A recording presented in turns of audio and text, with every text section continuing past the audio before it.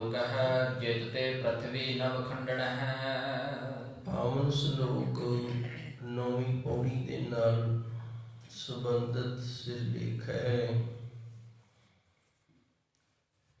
ਸ਼ਲੋਕ 4 ਪ੍ਰਕਾਰ ਦੀਆਂ ਮੁਕਤੀਆਂ ਨੇ, ਉਹਨਾਂ ਵਿੱਚੋਂ ਇੱਕ ਮੁਕਤੀ ਦਾ ਨਾਮ ਵੀ ਸ਼ਲੋਕ ਹੈ। ਸ਼ਲੋਕ ਮੁਕਤੀ, ਸੁਜਸ ਮੁਕਤੀ, ਸਮੀਪ ਮੁਕਤੀ, ਇਸ ਤਰ੍ਹਾਂ ਇਹਨਾਂ ਦੇ ਨਾਮ ਵਿਦਵਾਨਾਂ ਨੇ ਕਥਨ ਕੀਤੇ ਹੋਏ ਹਨ। ਸ਼ਲੋਕ ਇੱਕ ਸ਼ਬਦ ਦੀ ਚਾਲ ਵੀ ਹੈ, ਜਿਵੇਂ ਦੋਹਰਾ, ਕਬਿੱਤ, ਸਵਈਏ, ਚੌਪਈ। ਇਸੇ ਤਰ੍ਹਾਂ ਸਹਿ ਲੋਕ, ਸ੍ਰੇਸ਼ਟ ਲੋਕ ਦਾ ਜਿੰਦੇ ਤੋਂ ਸਾਨੂੰ ਗਿਆਨ ਪ੍ਰਾਪਤ ਹੋਵੇ, ਉਸ ਨੂੰ ਸ਼ਲੋਕ ਆਖਿਆ ਜਾਂਦਾ ਹੈ। ਧੰਨ ਗੁਰੂ ਮਹਾਰਾਜ ਜੀ ਇਸ ਦੇ ਅੰਦਰ ਜੋ ਸ੍ਰੇਸ਼ਟ ਗਿਆਨ ਬਖਸ਼ਿਸ਼ ਕਰਦੇ ਨੇ, ਇਹ ਦੱਸ ਰਹੇ ਨੇ। ਜਿਤਤੇ ਪ੍ਰਿਥਵੀ ਨਵ ਖੰਡਨ ਹੈ, ਧਰਤੀ ਨੂੰ 9 ਖੰਡਾਂ ਦੇ ਵਿੱਚ ਵੰਡਿਆ ਹੋਇਆ ਮੰਨਿਆ ਗਿਆ ਹੈ, ਜੋ ਦਰਿਆਵਾਂ ਦੇ ਦੁਆਰਾ ਵੰਡੀ ਗਈ ਹੈ। ਇਹ ਸਾਰੀ ਧਰਤੀ ਨੂੰ ਜੇ ਜਿੱਤ ਲਿਆ ਜਾਵੇ, ਭਾਵ ਧਰਤੀ ਦੇ 9 ਦੇ 9 ਖੰਡ ਜਿੱਤੇ ਜਾਣ, ਸਾਰੀ ਧਰਤੀ ਜਿੱਤੀ ਜਾਵੇ, ਬਸੰਤ ਫਿਰ ਇਸ ਧਰਤੀ ਤੇ ਵਸਣਾ ਹੋ ਜੇ ਸਵਰਗ ਲੋਕੇ। ਜਿਵੇਂ ਸਵਰਗ ਲੋਕ ਹੈ, ਇਸ ਤਰ੍ਹਾਂ ਕੋਈ ਇਸ ਤਰ੍ਹਾਂ ਦਾ ਰਾਜਾ ਹੋਵੇ, ਜਿਵੇਂ ਸਿਕੰਦਰ ਨੇ ਯਤਨ ਕੀਤਾ ਸੀ ਪਰ ਨਹੀਂ ਜਿੱਤਿਆ ਗਿਆ, ਸਾਰਾ ਸੰਸਾਰ ਨਹੀਂ ਜਿੱਤਿਆ ਗਿਆ ਇਸ ਤੋਂ। ਕੋਈ ਇਸ ਤਰ੍ਹਾਂ ਦਾ ਸੂਰਬੀਰ ਯੋਧਾ ਹੋਵੇ, ਜਿਹੜਾ ਧਰਤੀ ਦੇ 9 ਦੇ 9 ਖੰਡ ਜਿੱਤ ਕਰਕੇ ਤੇ ਇਸ ਦੇ ਉੱਤੇ ਫਿਰ ਸਵਰਗ ਵਰਗਾ ਰਾਜ ਬਣਾ ਕੇ ਤੇ ਉਹਦੇ ਵਿੱਚ ਫਿਰ ਵਸਣਾ ਕਰੇ। ਤਾਂ ਗੁਰੂ ਜੀ ਹੁਣ ਇੱਥੇ ਇਹ ਨਹੀਂ ਆਖ ਰਹੇ ਵੀ ਰਾਜ ਕਰਨਾ ਮਾੜਾ। ਜਨਕ ਵਿਦੇਸ਼ੀ ਰਾਜਾ ਸੀ ਤੇ ਉਹ ਵਿਦੇਹ ਮੁਕਤ ਸੀ, ਉਹਨੂੰ ਤਾਂ ਵਿਦੇਹੀ ਆਖਿਆ ਜਾਂਦਾ ਸੀ। ਜਨਕ ਰਾਜਾ ਸੀ। ਵਿਦੇਹੀ ਦਾ ਅਰਥ ਹੁੰਦਾ ਸਰੀਰ ਦੇ ਨਾਲ ਹੀ ਮੁਕਤ ਹੋ ਜਾਣਾ। ਕਈ ਵਾਰੀ ਮੁਕਤ ਹੁੰਦੇ ਨੇ ਸਰੀਰ ਛੱਡ ਕੇ, ਤੇ ਕਈ ਇਤਨੀ ਬੰਦਗੀ ਵਾਲੇ ਨੇ, ਉਹ ਸਰੀਰ ਦੇ ਹੁੰਦੇ ਹੀ ਮੁਕਤ ਹੋ ਜਾਂਦੇ ਨੇ। ਇਸ ਤਰ੍ਹਾਂ ਦਾ ਕੋਈ ਸਮਰਾਟ ਹੋਵੇ, ਜਿਹੜਾ ਸਾਰੀ ਧਰਤੀ ਨੂੰ ਜਿੱਤ ਕਰਕੇ ਤੇ ਉਹਦੇ ਤੇ ਸਵਰਗ ਵਰਗਾ ਰਾਜ ਕਾਇਮ ਕਰੇ ਜੀ। ਬਿਸਰੰਤ ਹਰ ਗੋਪਾਲ ਹੈ, ਨਾਨਕ ਤੇ ਪ੍ਰਾਣੀ ਉਦਿਆਨ ਭਰਮਣ ਹੈ। ਹੁਣ ਵੇਖੋ, ਜੇ ਉਹ ਰੱਬ ਨੂੰ ਵਿਸਰ ਗਿਆ, ਸਾਰੀ ਧਰਤੀ ਜਿੱਤ ਲਈਏ, ਸਾਰੀ ਧਰਤੀ ਨੂੰ ਜਿੱਤ ਕੇ ਸਵਰਗ ਵਰਗਾ ਰਾਜ ਕਾਇਮ ਕਰ ਲਈਏ, ਪਰ ਬਿਸਰੰਤ ਹਰ ਗੋਪਾਲ ਹੈ। ਗੋਪਾਲ ਧਰਤੀ ਦੀ ਪਾਲਣਾ ਕਰਨ ਵਾਲਾ, ਸਾਡੇ ਸਾਰੇ ਜੀਵਾਂ ਦੀ ਪਾਲਣਾ ਕਰਨ ਵਾਲਾ ਹਰ ਹਰੀ ਅਕਾਲ ਪੁਰਖ ਵਾਹਿਗੁਰੂ ਬਿਸਰੰਤ। ਜੇ ਉਹਨੂੰ ਵਿਸਰ ਗਏ ਹਾਂ ਅਸੀਂ, ਜੇ ਹਰੀ ਅਕਾਲ ਪੁਰਖ ਵਾਹਿਗੁਰੂ ਨੂੰ ਵਿਸਰ ਗਿਆ, ਤੇ ਧੰਨ ਗੁਰੂ ਜੀ ਰਹਿਮਤ ਕਰਦੇ ਨੇ। ਤੇ ਪ੍ਰਾਣੀ, ਉਹ ਪ੍ਰਾਣੀ ਹੈ ਨਾ ਜਿਹੜਾ ਜਿਹਨੇ ਸਾਰੀ ਧਰਤੀ ਨੂੰ ਜਿੱਤਿਆ ਹੋਇਆ ਹੈ, ਉਦਿਆਨ ਭਰਮਣ ਹੈ।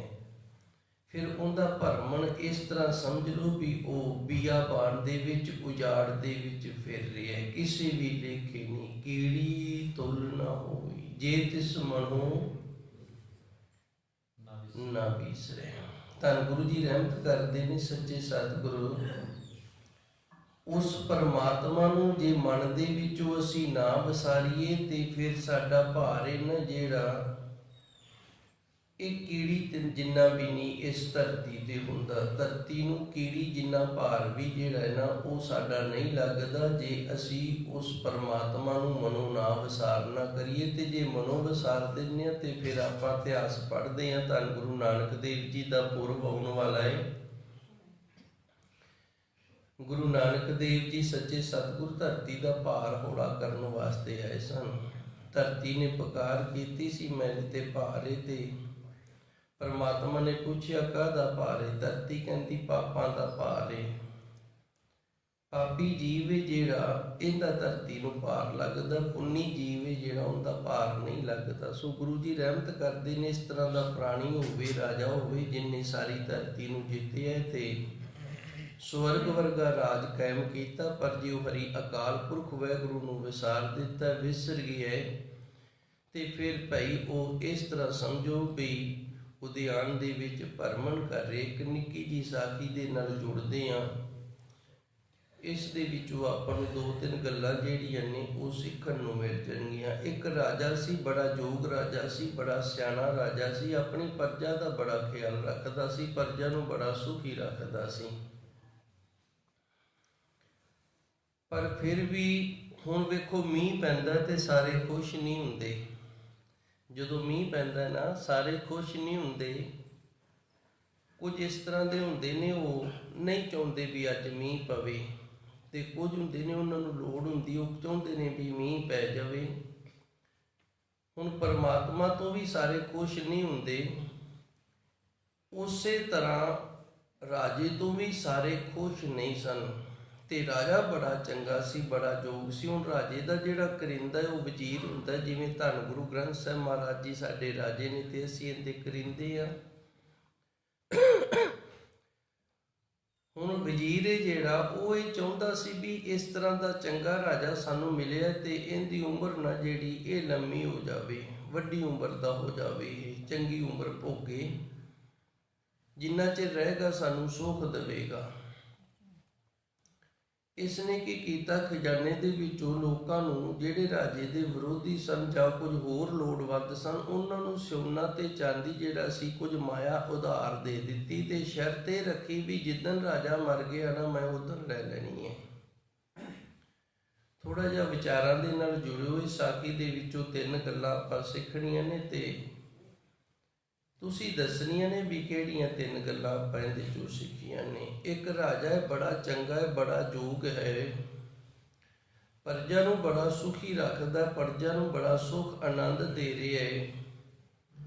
ਪਰ ਫਿਰ ਵੀ ਕੁਝ ਲੋਕ ਨੇ ਇਸ ਤਰ੍ਹਾਂ ਦੇ ਜਿਹੜੇ ਭਾਈ ਸੰਤਾਂ ਮਹਾਂਪੁਰਸ਼ਾਂ ਤੋਂ ਨਹੀਂ ਸਾਰੇ ਖੁਸ਼ ਹੁੰਦੇ, ਕੁਝ ਨਾ ਕੁਝ ਵਿੱਚ ਹੁੰਦੇ ਨੇ।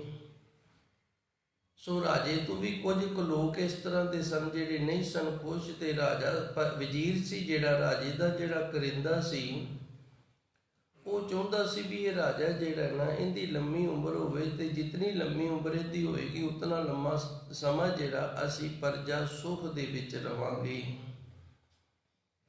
ਇਸ ਨੇ ਕੀ ਕੀਤਾ, ਖਜ਼ਾਨੇ ਦੇ ਵਿੱਚੋਂ ਰਾਜੇ ਤੋਂ ਚੋਰੀ ਕੁਝ ਸੋਨਾ, ਕੁਝ ਚਾਂਦੀ ਤੇ ਕੁਝ ਮਾਇਆ ਇਹਨਾਂ ਜਿਹੜੀ ਇਹ ਲੋਕਾਂ ਦੇ ਵਿੱਚ ਵੰਡਤੀ, ਕੁਝ ਲੋੜਵੰਦਾਂ ਨੂੰ ਦੇ ਦਿੱਤੀ, ਕੁਝ ਜਿਹੜੇ ਰਾਜੇ ਦੇ ਵਿਰੋਧੀ ਸਨ ਉਹਨਾਂ ਨੂੰ ਦੇ ਦਿੱਤੀ। ਤੇ ਸ਼ਰਤ ਇਹ ਰੱਖੀ ਵੀ ਜਿੱਦਣ ਰਾਜਾ ਸਰੀਰ ਛੱਡ ਗਿਆ ਉਦੋਂ ਮੈਂ ਸਾਰਾ ਕੁਝ ਤੁਹਾਡੇ ਤੋਂ ਵਾਪਸ ਲੈ ਲੈਣਾ ਹੈ, ਉਤਨਾ ਸਮਾਂ ਤੁਸੀਂ ਇਹਨੂੰ ਵਰਤ ਸਕਦੇ ਹੋ, ਉਦੋਂ ਬਾਅਦ ਫਿਰ ਮੈਂ ਇਹ ਤੁਹਾਡੇ ਤੋਂ ਲੈਣਾ, ਤੁਹਾਨੂੰ ਦੇਣਾ ਪਏਗਾ। ਇਸ ਗੱਲ ਦਾ ਹੌਲੀ-ਹੌਲੀ ਕਿਸੇ ਇਸ ਤਰ੍ਹਾਂ ਦੇ ਨਿੰਦਕ ਨੂੰ ਪਤਾ ਲੱਗਿਆ ਜਿਹੜਾ ਵਜ਼ੀਰ ਦਾ ਨਿੰਦਕ ਸੀ। ਹੁਣ ਰਾਜੇ ਦੇ ਜਿਹੜੇ ਨਿੰਦਕ ਸਨ ਉਹ ਤਾਂ ਕਰਿੰਦੇ ਨੇ ਰੋਕ ਲਏ, ਜਿਹੜੇ ਰਾਜੇ ਨੂੰ ਮਾਰਨਾ ਚਾਹੁੰਦੇ ਸਨ ਜਾਂ ਜਿਹੜੇ ਚਾਹੁੰਦੇ ਸਨ ਰਾਜਾ ਮਰ ਜਾਵੇ, ਦਿਨ ਤੇ ਰਾਤ ਇਹ ਸੋਚਦੇ ਰਹਿੰਦੇ ਸਨ ਵੀ ਰਾਜਾ ਇਹ ਮਰੇ, ਉਹਨਾਂ ਨੂੰ ਤੇ ਵਜ਼ੀਰ ਨੇ ਕਰਿੰਦੇ ਨੇ ਰੋਕ ਲਿਆ। ਤੇ ਹੁਣ ਜਿਹੜੇ ਵਜ਼ੀਰ ਦੇ ਨਿੰਦਕ ਨੇ ਨਾ, ਉਹਨਾਂ ਨੂੰ ਜਦੋਂ ਪਤਾ ਲੱਗਿਆ ਤੇ ਉਹ ਰਾਜੇ ਦੇ ਪਾਸ ਪਹੁੰਚਿਆ। ਇੱਕ ਰਾਜੇ ਦੇ ਪਾਸ ਪਹੁੰਚ ਕੇ ਕੀ ਕਹਿੰਦਾ, ਰਾਜੇ ਨੂੰ ਇਹ ਆਖਦਾ ਵੀ ਤੇਰਾ ਜਿਹੜਾ ਵਜ਼ੀਰ ਹੈ ਨਾ, ਇਹ ਤੈਨੂੰ ਮਾਰਨਾ ਚਾਹੁੰਦਾ ਹੈ। ਉਹ ਕਹਿੰਦਾ, ਉਹ ਦੱਸ ਕਿਵੇਂ? ਕਹਿੰਦਾ ਜੀ ਇਹਨੇ ਲੋਕਾਂ ਨੂੰ ਸੋਨਾ ਦੇ ਰੱਖਿਆ ਹੈ, ਚਾਂਦੀ ਦੇ ਰੱਖੀ ਹੈ, ਪੈਸੇ ਦੇ ਰੱਖੇ ਨੇ, ਤੇ ਇਹ ਸ਼ਰਤ ਰੱਖੀ ਹੈ ਵੀ ਜਿੱਦਣ ਰਾਜਾ ਜਿਹੜਾ ਮਰ ਗਿਆ ਨਾ ਤੇ ਸਾਰਾ ਕੁਝ ਮੈਂ ਲੈ ਲੈਣਾ। ਰਾਜਾ ਲਾਲ ਪੀਲਾ ਹੋ ਗਿਆ ਵੀ ਇਹ ਤਾਂ ਮੈਨੂੰ ਮਾਰਨ ਨੂੰ ਫਿਰਦਾ ਹੈ, ਮੇਰਾ ਰਾਜ ਭਾਗ ਖੋਏਗਾ। ਰਾਜੇ ਨੇ ਅਹਿਲਕਾਰਾਂ ਨੂੰ ਆਖਿਆ ਇਹਦਾ ਸਿਰ ਕਲਮ ਕਰ ਦਿਓ। ਵਜ਼ੀਰ ਨੇ ਆਖਿਆ ਸਿਰ ਕਲਮ ਕਰਨ ਤੋਂ ਪਹਿਲਾਂ ਮੇਰੀ ਇੱਕ ਬੇਨਤੀ ਸੁਣ ਲਓ, ਮੇਰਾ ਸਿਰ ਲੱਥ ਜਾਵੇ ਮੈਨੂੰ ਕੋਈ ਪਰਵਾਹ ਨਹੀਂ, ਪਰ ਮੇਰੀ ਇੱਕ ਗੱਲ ਹੈ, ਬੇਨਤੀ ਹੈ, ਉਹ ਤਾਂ ਤੁਸੀਂ ਸੁਣੋ। ਰਾਜੇ ਨੇ ਕਿਹਾ ਚੱਲ ਤੂੰ ਦੱਸ ਦੇ, ਬੜਾ ਪਿਆਰਾ ਚੰਗਾ ਵਜ਼ੀਰ ਹੈ, ਪਰ ਆਹ ਮਾੜੀ ਗੱਲ ਪਤਾ ਨਹੀਂ ਤੂੰ ਕਿਵੇਂ ਕੀਤੀ ਹੈ, ਚੱਲ ਦੱਸ ਦੇ ਤੇਰੀ ਅੰਤਿਮ ਖੁਆਇਸ਼। ਇਹ ਕਹਿੰਦਾ ਜੀ ਮੈਂ ਇਹ ਲੋਕਾਂ ਨੂੰ ਸੋਨਾ ਤੇ ਚਾਂਦੀ ਪੈਸੇ ਤਾਂ ਦਿੱਤੇ ਨੇ ਕਿ ਆਪ ਜੀ ਦੀ ਖੈਰ ਮੰਗਦੇ ਰਹਿਣ, ਇਹਨਾਂ ਦੇ ਅੰਦਰ ਇਹ ਡਰ ਆ ਜਾਵੇ, ਇਹਨਾਂ ਦੇ ਅੰਦਰ ਇਹ ਭੈ ਆ ਜਾਵੇ ਵੀ ਜਿੱਦਣ ਰਾਜਾ ਮਰ ਗਿਆ ਵਜ਼ੀਰ ਨੇ ਸਾਡੇ ਤੋਂ ਖੋਹ ਲੈਣਾ ਹੈ, ਇਸ ਡਰ ਤੋਂ, ਇਸ ਭੈ ਤੋਂ ਇਹ ਤੇਰੀ ਲੰਮੀ ਉਮਰ ਦੀ ਦੁਆ ਕਰਦੇ ਰਹਿਣ। ਰਾਜਾ ਸਮਝਦਾਰ ਸੀ, ਉਹ ਸਮਝ ਗਿਆ। ਹੁਣ ਇਹਦੇ ਤੋਂ ਸਾਨੂੰ ਗਿਆਨ ਇਹ ਮਿਲਦਾ ਹੈ ਭਈ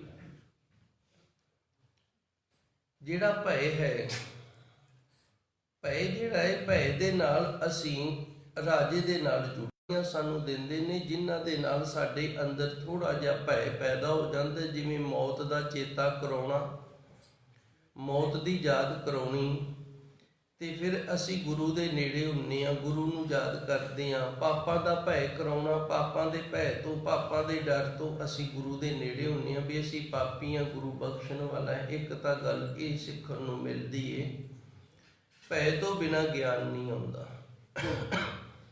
ਮਨੁੱਖ ਜਿਹੜਾ ਇਹਦੇ ਅੰਦਰ ਭੈ ਆਵੇਗਾ, ਇਸ ਦੇ ਅੰਦਰ ਡਰ ਆਵੇਗਾ, ਤੇ ਫਿਰ ਇਹ ਗਿਆਨ ਵਾਲੇ ਪਾਸੇ ਤੁਰੇਗਾ। ਫਿਰ ਇਹ ਗੁਰੂ ਦੇ ਗਿਆਨ ਦੀ ਚਾਹਨਾ ਕਰੇਗਾ, ਗੁਰੂ ਦੇ ਨੇੜੇ ਹੋਵੇਗਾ। ਤਾਂ ਹੀ ਤਾਂ ਗੁਰਬਾਣੀ ਦੇ ਅੰਦਰ ਗੁਰੂ ਜੀ ਰਹਿਮਤ ਕਰਦੇ ਨੇ, ਦੁੱਖ ਦਾਰੂ ਸੁਖ ਰੋਗ ਭਇਆ, ਥੋੜਾ ਥੋੜਾ ਭੈ ਹੋਵੇ ਨਾ, ਡਰ ਹੋਵੇ, ਦੁੱਖ ਹੋਵੇ, ਤੇ ਮਨੁੱਖ ਪ੍ਰਭੂ ਪਰਮਾਤਮਾ ਨੂੰ, ਵਾਹਿਗੁਰੂ ਨੂੰ ਯਾਦ ਕਰਦਾ ਰਹਿੰਦਾ ਹੈ।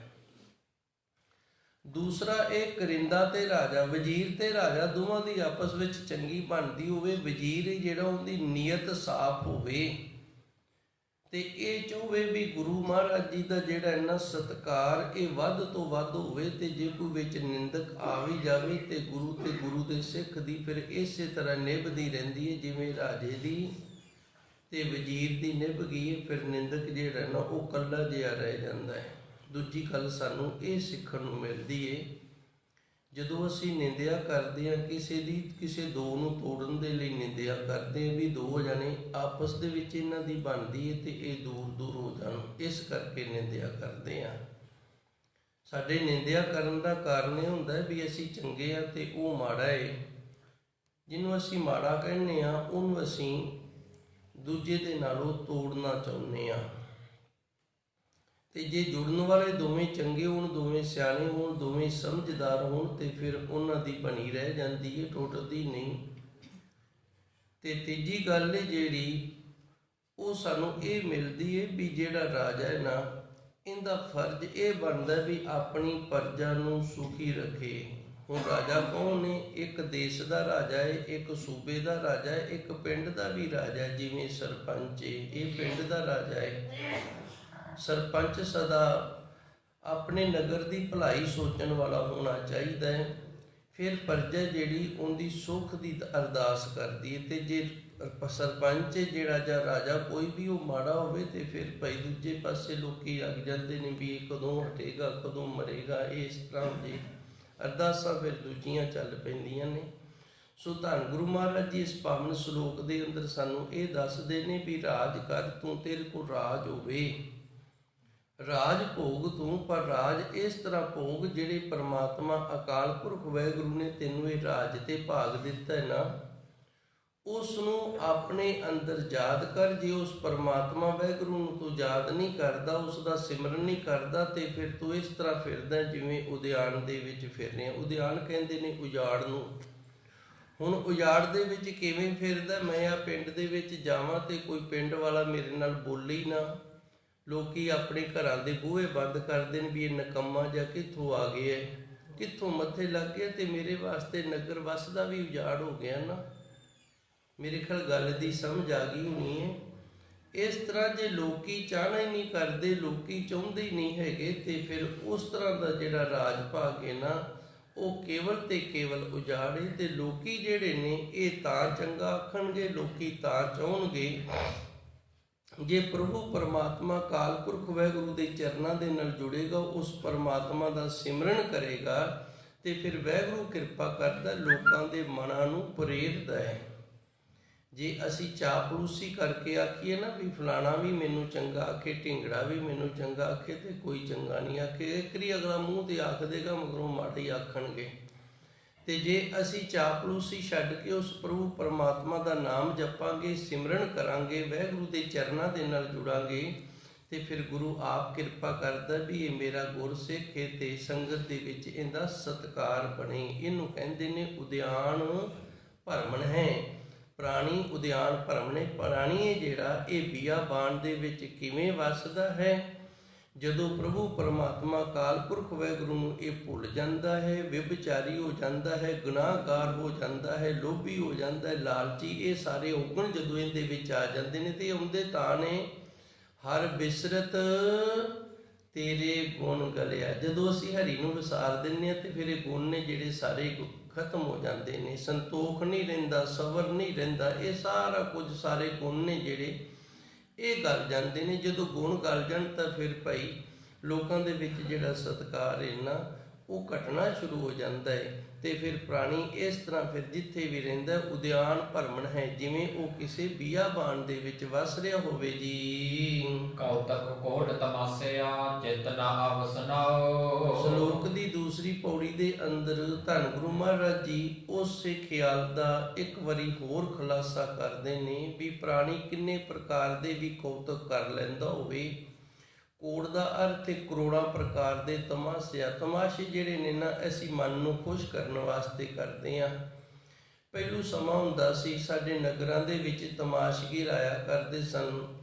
ਇਹ ਬਲਾਦਰੀ ਸੀ, ਇਹਨਾਂ ਨੂੰ ਗੁਰੂ ਨਾਨਕ ਦੇਵ ਜੀ ਨੇ ਮਰਾਸ਼ੀ ਦਾ ਨਾਮ ਦਿੱਤਾ। ਪਹਿਲੋਂ ਇਹਨਾਂ ਨੂੰ ਡੂਮ ਆਖਿਆ ਕਰਦੇ ਸਨ। ਸੋ ਗੁਰੂ ਜੀ ਰਹਿਮਤ ਕਰਦੇ ਨੇ ਕੌਤਕ ਕੋੜ ਤਮਾਸ਼ਿਆ, ਭਾਵੇਂ ਕਿੰਨੇ ਵੀ ਕੌਤਕ ਕਰਨ ਵਾਲਾ ਹੋਵੇ, ਕਰੋੜਾਂ ਪ੍ਰਕਾਰ ਦੇ ਤਮਾਸ਼ੇ ਲਾਉਣ ਵਾਲਾ ਹੋਵੇ, ਚਿੱਤ ਨਾ ਆਵਸਨਾਓ। ਜੇ ਉਹਨੂੰ ਚੇਤੇ ਪ੍ਰਭੂ ਦਾ ਨਾਂ ਨਹੀਂ ਆਉਂਦਾ ਤੇ ਇਹਦਾ ਅਸਲੀ ਅੰਤਰੀਵ ਅਰਥ ਹੈ ਨਾ ਜਿਹੜਾ ਉਹ ਇਹ ਬਣਦਾ ਹੈ ਵੀ ਜੇ ਅਸੀਂ ਕੌਤਕ ਕਰਨ ਦੇ ਵਿੱਚ ਤੇ ਤਮਾਸ਼ਿਆਂ ਦੇ ਵਿੱਚ ਚਿੱਤ ਲਾਵਾਂਗੇ ਨਾ, ਚਿੱਤ ਨਾ ਆਵਸਨਾਓ, ਫਿਰ ਪਰਮਾਤਮਾ ਦਾ ਨਾਮ ਚੇਤੇ ਨਹੀਂ ਆਏਗਾ। ਕੌਤਕ ਕੋੜ ਤਮਾਸ਼ਿਆ, ਕਰੋੜਾਂ ਪ੍ਰਕਾਰ ਦੇ ਕੌਤਕ ਤੇ ਕਰੋੜਾਂ ਪ੍ਰਕਾਰ ਦੇ ਜਿਹੜੇ ਤਮਾਸ਼ੇ ਅਸੀਂ ਕਰਾਂਗੇ ਤੇ ਫਿਰ ਅਸੀਂ ਤਮਾਸ਼ਗੀਰ ਤਾਂ ਹੋ ਸਕਦੇ ਹਾਂ, ਕੌਤਕੀ ਤਾਂ ਹੋ ਸਕਦੇ ਹਾਂ, ਪ੍ਰਭੂ ਦਾ ਨਾਮ ਜਪਣ ਵਾਲੇ, ਸਿਮਰਨ ਕਰਨ ਵਾਲੇ ਜਿਹੜੇ ਨੇ ਉਹ ਨਹੀਂ ਹੋਵਾਂਗੇ। ਚਿੱਤ ਨਾ ਆਵਸਨਾਓ, ਉਸ ਪ੍ਰਭੂ ਪਰਮਾਤਮਾ ਦਾ ਨਾਮ ਹੈ ਜਿਹੜਾ ਉਹ ਚੇਤੇ ਨਹੀਂ ਆਵੇਗਾ ਜੀ। ਨਾਨਕ ਕੋੜੀ ਨਰਕ ਬਰਾਬਰੇ ਉਜੜ ਸੋਈ ਥਾਓ। ਧੰਨ ਗੁਰੂ ਜੀ ਰਹਿਮਤ ਕਰਦੇ ਨੇ ਇਸ ਤਰ੍ਹਾਂ ਦਾ ਪ੍ਰਾਣੀ ਹੈ ਨਾ ਜਿਹੜਾ ਇਹ ਕੋੜੀ, ਇਹ ਨਾ ਦੋ ਪਾਠ ਨੇ। ਇੱਕ ਤਾਂ ਇਹਦਾ ਅਰਥ ਕਰ ਲੈਂਦੇ ਨੇ ਕੋੜੀ ਦਾ ਕਰੋੜ ਨਰਕ, ਕਰੋੜਾਂ ਨਰਕਾਂ ਦੇ ਬਰਾਬਰ ਹੈ। ਜਿਹੜਾ ਉਹ ਕੌਤਕ ਤੇ ਤਮਾਸ਼ੇ ਕਰ ਰਿਹਾ ਤੇ ਪ੍ਰਭੂ ਪਰਮਾਤਮਾ ਦਾ ਨਾਮ ਉਹਨੂੰ ਚੇਤੇ ਨਹੀਂ ਆ ਰਿਹਾ ਨਾ, ਉਹ ਕਰੋੜਾਂ ਨਰਕਾਂ ਦੇ ਬਰਾਬਰ ਹੈ। ਤੇ ਦੂਜਾ ਇਹਦਾ ਅਰਥ ਜਿਹੜਾ ਉਹ ਕਰਦੇ ਨੇ ਨਾਨਕ ਧੰਨ ਗੁਰੂ ਜੀ ਰਹਿਮਤ ਕਰਦੇ ਨੇ ਮੇਰੇ ਗਰੀਬ ਨਵਾਜ, ਕੋੜੀ ਨਰਕ ਬਰਾਬਰ ਹੈ। ਉਹ ਕੋੜੀਏ, ਜਿਵੇਂ ਕੋਈ ਸਵੇਰੇ ਨਾ ਉੱਠੇ ਤੇ ਅਸੀਂ ਕਹਿ ਦਿੰਦੇ ਬੰਦਾ ਤਾਂ ਕੋੜੀ ਉੱਠ ਕੇ ਮੂੰਹ ਵੀ ਨਹੀਂ ਧੋ ਸਕਦਾ, ਇਹ ਬੰਦਾ ਤਾਂ ਕੋੜੀਏ, ਇਹਦੇ ਤੋਂ ਉੱਠਿਆ ਹੀ ਨਹੀਂ ਜਾਂਦਾ। ਇਸ ਤਰ੍ਹਾਂ ਗੁਰੂ ਜੀ ਰਹਿਮਤ ਕਰਦੇ ਨੇ ਹੁਣ ਕੋੜੀਏ। ਕੋੜੀ ਕਿਉਂ ਹੈ? ਕੌਤਕ ਤਮਾਸ਼ੇ ਕਰਨੇ ਹੋਣ ਤੇ ਫਿਰ ਤਾਂ ਇਹ ਸ਼ੇਰ ਹੈ, ਬੁਰਿਆਈ ਕੋ ਸ਼ੇਰ। ਗੁਰੂ ਮਹਾਰਾਜ ਜੀ ਰਹਿਮਤ ਕਰਦੇ ਨੇ ਬੁਰਾ ਕਰਮ ਕਰਨਾ ਹੋਵੇ ਤੇ ਉਦੋਂ ਤਾਂ ਅਸੀਂ ਸ਼ੇਰ ਬਣ ਜਾਂਦੇ ਹਾਂ, ਤੇ ਜੇ ਨਾਮ ਜਪਣਾ ਹੋਵੇ, ਸਿਮਰਨ ਕਰਨਾ ਹੋਵੇ ਤੇ ਫਿਰ ਅਸੀਂ ਅਲਸਾ ਜਾਂਦੇ ਹਾਂ। ਕੌਤਕ ਕੋੜ ਤਮਾਸ਼ਿਆ ਚਿੱਤ ਨਾ ਆਵਸਨਾਓ, ਇਤਨੇ ਕਰੋੜਾਂ ਤਮਾਸ਼ੇ ਤੇ ਕੌਤਕ ਕਰਨ ਵਾਲਾ ਜੇ ਚੇਤੇ ਪ੍ਰਭੂ ਪਰਮਾਤਮਾ ਨੂੰ ਨਹੀਂ ਕਰਦਾ, ਜਾਂ ਜਦੋਂ ਬਿਰਤੀ ਹੈ ਜਿਹੜੀ ਉਧਰ ਲੱਗ ਜਾਵੇ ਤਮਾਸ਼ੇ ਤੇ ਕੌਤਕ ਕਰਨ ਦੇ ਵਿੱਚ, ਤੇ ਫਿਰ ਪਰਮਾਤਮਾ ਜਿਹੜਾ ਉਹ ਚੇਤੇ ਨਹੀਂ ਆਉਂਦਾ, ਇਹ ਕੋੜੀ ਹੋ ਗਿਆ, ਇਹ ਪ੍ਰਭੂ ਪਰਮਾਤਮਾ ਵਾਲੇ ਪਾਸੇ ਨਹੀਂ ਤੁਰ ਸਕਦਾ। ਨਰਕ ਬਰਾਬਰ ਇਹਦਾ ਇਸ ਤਰ੍ਹਾਂ ਦਾ ਜਿਉਣਾ ਜਿਹੜਾ ਨਾ ਇਹ ਨਰਕ ਵਰਗਾ ਹੈ। ਉਜੜ ਸੋਈ ਥਾਓ, ਤੇ ਜਿੱਥੇ ਇਹ ਵਸ ਰਿਹਾ ਨਾ ਉਹ ਉਜਾੜ ਹੈ ਜੀ। ਔੜੀ ਮਹਾ ਭਿਆਨ ਉਦਿਆਨ ਨਗਰ ਕਰਮਾਨਿਆ। ਹੁਣ ਧੰਨ ਗੁਰੂ ਮਹਾਰਾਜ ਜੀ ਸੱਚੇ ਸਤਿਗੁਰ ਕਿਰਪਾ ਕਰਦੇ ਨੇ, ਪੂਰੇ ਸ਼ਲੋਕ ਦਾ ਜਿਹੜਾ ਖੁਲਾਸਾ ਹੈ ਨਾ ਉਹ ਇਸ ਪੌੜੀ ਦੇ ਅੰਦਰ ਅੱਗੇ ਹੋਰ ਕਰਦੇ ਨੇ। ਧੰਨ ਗੁਰਬਾਣੀ ਦੀ ਸਭ ਤੋਂ ਵੱਡੀ ਵਿਦਵਤਾਈ ਇਹ ਹੈ ਕਿ ਇਹ ਕਿਸੇ ਗੱਲ ਨੂੰ ਅਧੂਰਾ ਨਹੀਂ ਛੱਡਦੀ। ਜਿਹੜੇ ਗਿਆਨ ਨੂੰ ਗੁਰੂ ਜੀ ਤੋੜ ਲੈਂਦੇ ਨੇ ਉਹਨੂੰ ਫਿਰ ਸਿਰੇ ਲਾ ਕੇ ਪੂਰੀ ਤਰ੍ਹਾਂ ਸਮਝਾ ਕੇ ਦੱਸਦੇ ਨੇ। ਜਿਵੇਂ ਗੁਰੂ ਜੀ ਰਹਿਮਤ ਕਰ ਰਹੇ ਹਨ, ਮਹਾ ਭਿਆਨ, ਭਿਆਨ ਦਾ ਅਰਥ ਹੁੰਦਾ ਭਿਆਨਕ, ਉਦਿਆਨ ਦਾ ਅਰਥ ਹੁੰਦਾ ਉਜਾੜ, ਨਗਰ ਕਰ ਮੰਨਿਆ।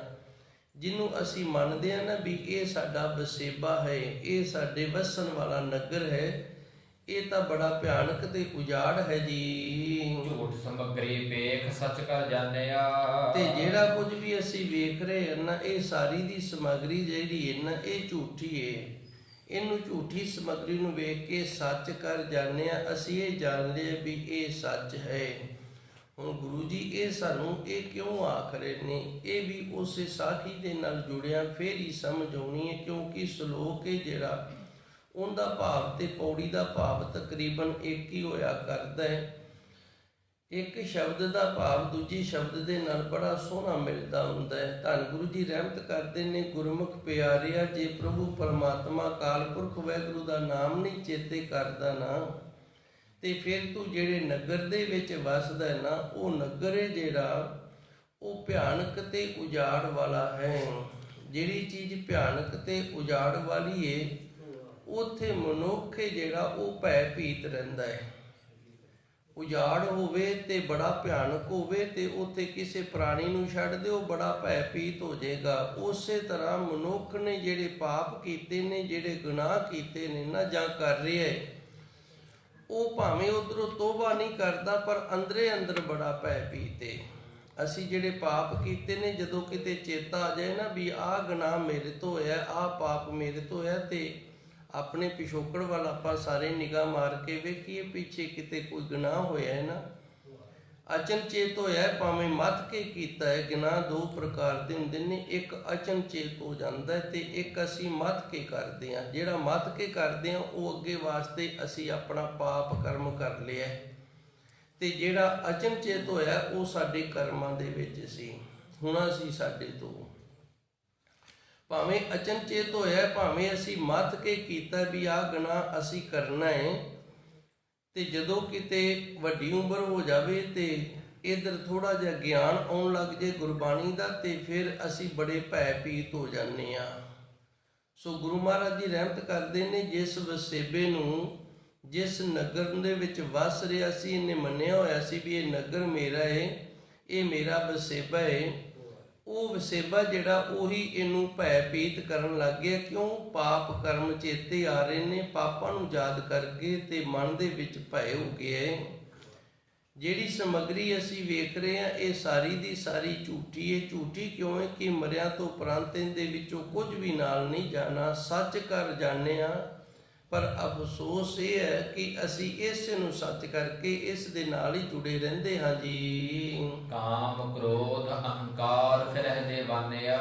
ਧੰਨ ਗੁਰੂ ਜੀ ਰਹਿਮ ਕਰਦੇ ਨੇ, ਕਾਮ ਵਾਸ਼ਨਾ ਦੇ ਅਧੀਨ ਹੋ ਕੇ ਕ੍ਰੋਧ ਦੇ ਨਾਲ ਤੇ ਹੰਕਾਰ ਦੇ ਨਾਲ ਇਸ ਤਰ੍ਹਾਂ ਦੁਨੀਆ ਦੇ ਵਿੱਚ ਫਿਰ ਰਿਹਾ। ਦੀਵਾਨਿਆਂ ਦਾ ਅਰਥ ਹੁੰਦਾ ਦੀਵਾਨਾ ਜਿਹੇ ਹੋ ਕੇ, ਮਸਤਾਨਾ ਜਿਹੇ ਹੋ ਕੇ, ਬੇਪਰਵਾਹ ਜਿਹੇ ਹੋ ਕੇ। ਇਹ ਅਸਲ ਵਿੱਚ ਦੋ ਨੇ।